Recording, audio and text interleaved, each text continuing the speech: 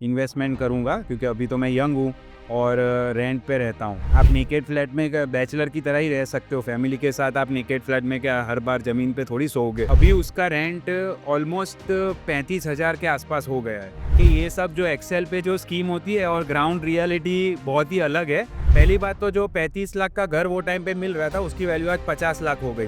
कि सेम चीज़ का ज़्यादा पैसा कैसा दूँ। आप घर ले लो तो वो ऐसा सोच रहा होगा कि भाई इसको ब्रोकरेज चाहिए, वो आपको बोलेगा कि भाई 10% बढ़ा के दे दो मेरे को रेंट। कि देखो हर चीज़ सस्ती मिलती है, लेकिन जब आदमी खुद के लिए कोई भी चीज़ लेता है तो वो हर बार सस्ता नहीं देखता, वो हर क्वालिटी चीज़ पे जाता है। कि जो बाप दादा लोग हैं, जो एक्सपीरियंस लोग हैं, ऐसे ही नहीं है उन्होंने अपने बाल सफ़ेद कर लिए।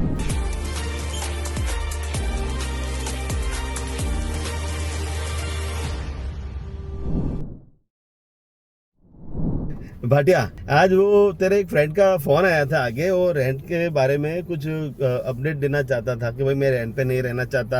उसकी थोड़ी स्टोरी अपने व्यूअर्स को सुनाते। हाँ विशाल भाई, वो मेरा जो फ्रेंड था वो 5 साल पहले घर लेना का वो ढूंढ रहा था, लेकिन फिर उसका माइंड चेंज हो गया और वो बोला यार इतना ये डाउन पेमेंट ये सब भर के मैं घर लूँ, उससे बेटर है कि मैं इन्वेस्टमेंट करूँगा, क्योंकि अभी तो मैं यंग हूँ और रेंट पे रहता हूँ। इनिशियली तो पहले साल उसने 15,000 का रेंट भरता था, वो जो प्रॉपर्टी में वो रह रहा था। एक ही साल में उसकी शादी हो गई। अब शादी हो गई तो उसकी ज़रूरतें बढ़ गई, वाइफ आ गई और सब आ गया।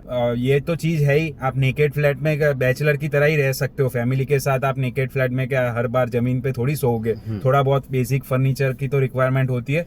तो भाई ने उसने अपग्रेड किया, सेकेंड ईयर से वो फर्निश फ्लैट में चला गया। अब पहली बात के फर्निश में जाते टाइम उसको एक तो ब्रोकरेज भी देना पड़ा, जो उसका 1 महीने का, और डिपॉजिट, ये सारा चीज़ लफड़ा हुआ। 2-3 साल के बाद ये चीज़ रियलाइज़ हुआ कि अभी उसका रेंट ऑलमोस्ट 35,000 के आसपास हो गया है। वही जो 25,000 का था with in span of 5 years, 5 years से थोड़ा कम ही टाइम हुआ होगा, और वो 35,000 के आसपास पहुंच गया है। तरीके की प्रॉपर्टी वो जो 2 BHK ले रहा था, तब वो टाइम पे उसका EMI 35,000 आ रहा था। तो वो अभी काफ़ी शौक हो गया कि यार मैंने तो लॉन्ग टर्म पर्सपेक्टिव से मैं तो ये जो डिफरेंस बचने वाला था रेंट का और EMI का, वो इन्वेस्ट करके मैं आगे बढ़ना चाहता था। लेकिन ये क्या हो गया, मतलब 5 साल के अंदर ही ऐसी हालत हो गई। तो वही चीज़ उसको फिर अभी रियलाइज़ हुआ कि ये सब जो एक्सेल पे जो स्कीम होती है और ग्राउंड रियलिटी बहुत ही अलग है। तो विशाल भाई, आप भी इसके बारे में बताओ कि ऐसा क्यों होता है जनरली। मतलब तुम्हारे फ्रेंड ने ऐसा सोचा था कि यूट्यूब पे देख के ऐसा वो यूट्यूब पे वीडियो बहुत देखता था ये, तो यूट्यूब पे सबने ऐसा लपेट दिया हाँ। कि भाई आपको पैसा घर में मत डालो क्योंकि वो डेट इन्वेस्टमेंट हो जाता है, ऐसा करके बोला होगा। और बहुत सारे इन्फ्लुएंसरों ने जैसे बोलते हैं कि भाई मार्केट में इन्वेस्ट करो, SIP करो, ऐसा करके उसने वो सोच के SIP स्टार्ट कर दी होगी। उसने ऐसा सोचा होगा कि घर अभी क्यों लाऊं, थोड़ा पैसा बन जाए, बाद में आराम से बड़ा घर लेता हूँ। जो सबकी सोच रहती है वो ऐसी ही रहती है। अब इसमें इसका डबल प्रॉब्लम हो गया।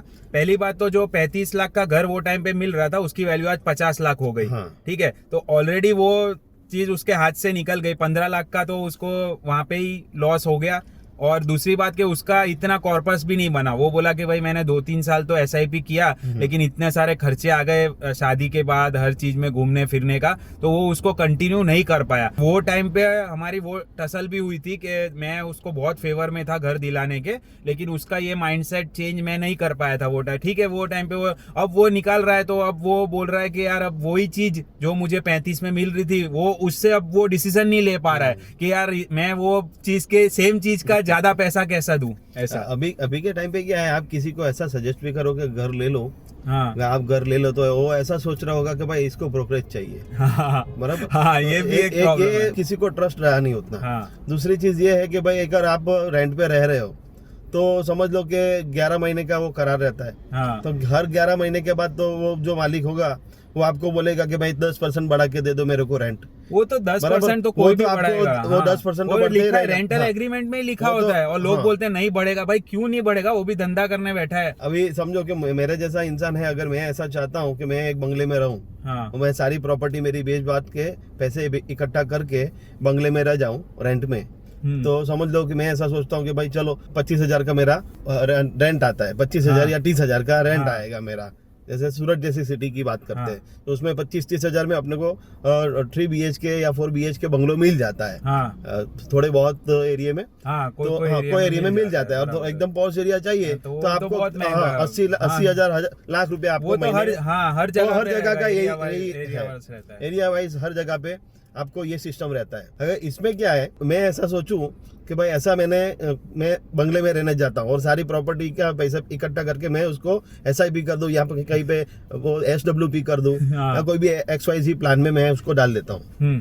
ठीक है, तो मैं ऐसा सोचता हूँ कि भाई मैं 11 महीने तक ही रहूंगा बंगले में या फिर 5 साल तक रहूंगा या फिर मेरा पैसा 10 साल तक रहेगा तो वही बंगला मेरे को वो जो मालिक है वो देगा। पहले तो ये इश्यू है। ठीक है, दूसरी चीज ये है कि 5 साल का वो बॉन्ड करके देगा, क्योंकि अपने इंडिया में देखो जो लास्ट 20-25 सालों से जो हो रहा है, कायदा भी उन्होंने बना दिया है।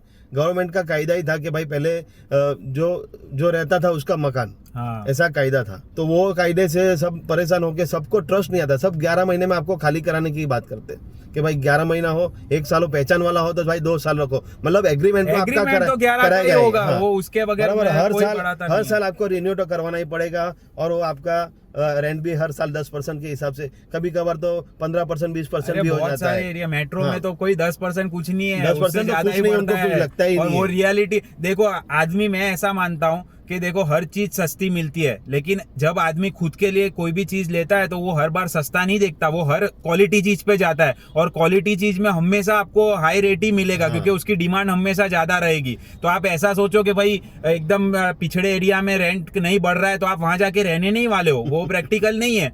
तो ये सारी चीजें सोचनी चाहिए। तो हम भी यही चीज बताते हैं, जो रियलिटी है वो आपको खुद महसूस करनी पड़ेगी। और आपके जो बाप दादा लोग हैं, जो एक्सपीरियंस लोग हैं, ऐसे ही नहीं है उन्होंने अपने बाल सफेद कर लिए, जो इतना ये प्रॉपर्टी और ये सब चीजों में वो इतना बैक करते हैं।